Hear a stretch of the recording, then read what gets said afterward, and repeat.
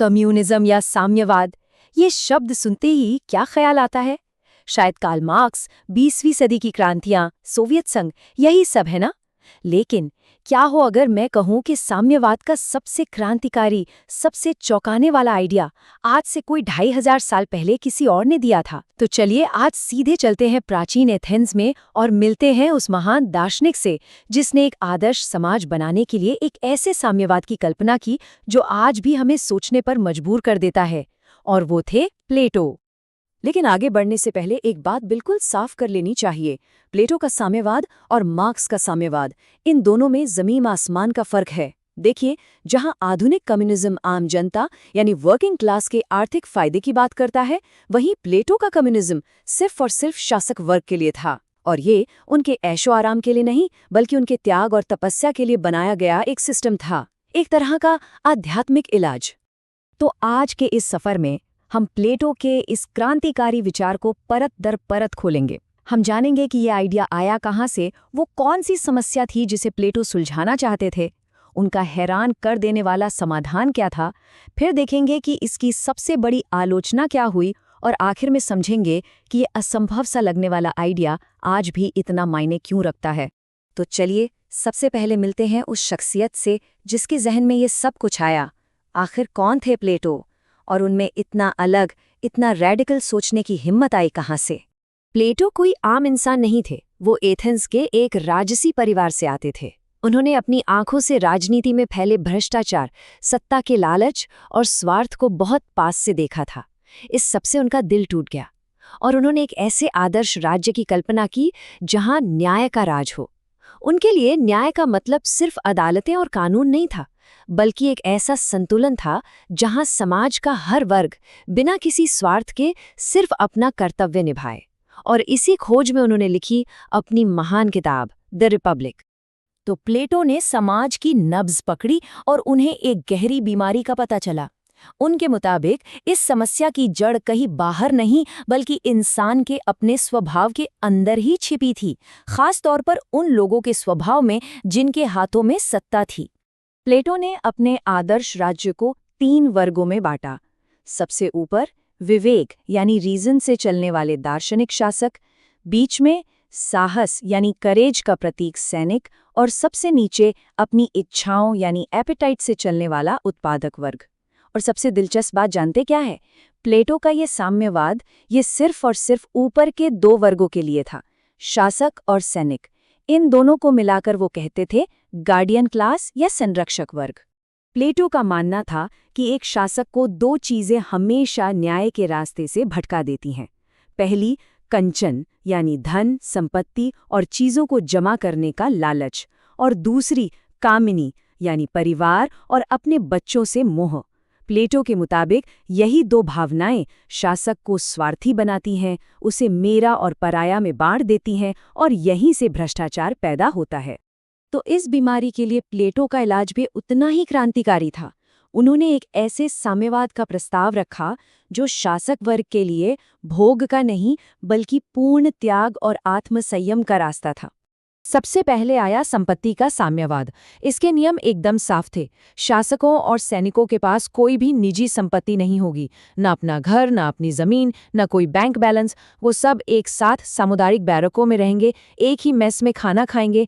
राज्य से उन्हें सिर्फ इतना वेतन मिलेगा जिससे गुजारा हो सके, और उसे भी वो जमा नहीं कर सकते थे। इस बात को समझना बहुत जरूरी है।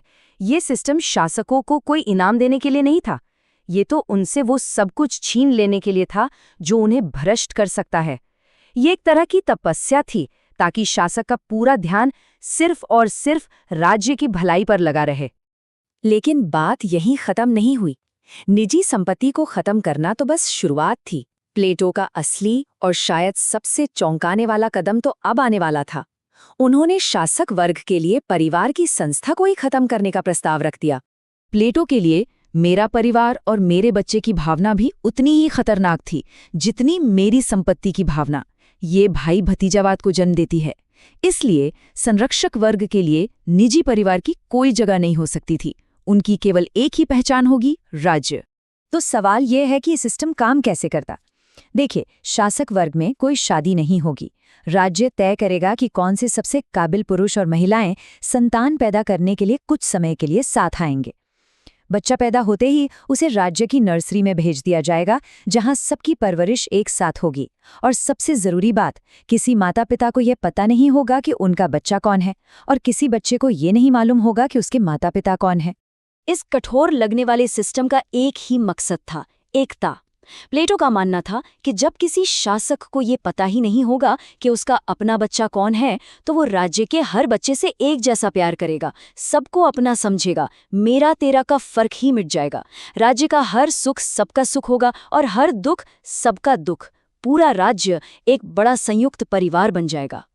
अब ये विचार सुनने में जितने आदर्शवादी लगते हैं, उतना ही बड़ा सवाल खड़ा करते हैं। क्या ये सब इंसानी फितरत के लिए मुमकिन भी है? और ये सवाल किसी और ने नहीं बल्कि प्लेटो के ही सबसे होनहार शिष्य अरस्तु ने उठाया। अरस्तु ने इस विचार में 3 बड़ी कमियां गिनाई।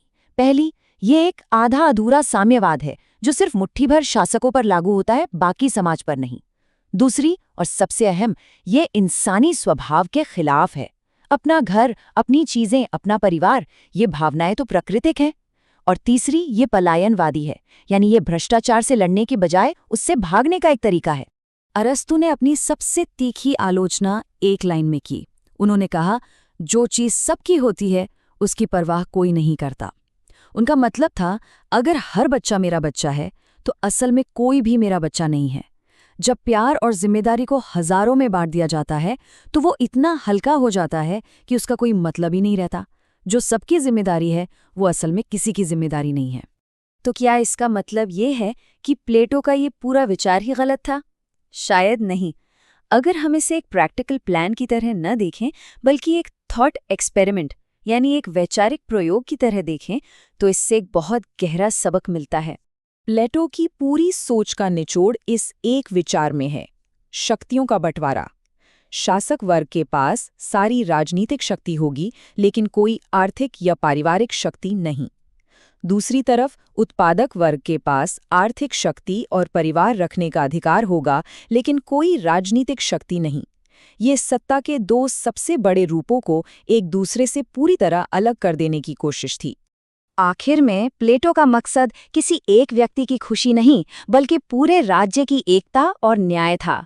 उनका समाधान भले ही अव्यावहारिक लगे, लेकिन वो एक ऐसी सच्चाई को उजागर करता है जो आज भी उतनी ही सच्ची है।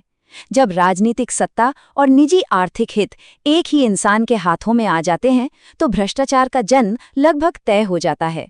और यहीं प्लेटो का 2500 साल पुराना ये विचार आज भी एकदम ताज़ा लगता है। उन्होंने बहुत पहले ही एक मौलिक चिंता की पहचान कर ली थी। जब राजनीतिक शक्ति और व्यक्तिगत दौलत एक ही हाथ में मिल जाएं, तो भ्रष्टाचार को रोकना लगभग नामुमकिन हो जाता है। अब जरा सोचिए, क्या ये सच्चाई आज हमारे समाजों में और भी ज्यादा प्रासंगिक नहीं हो गई है?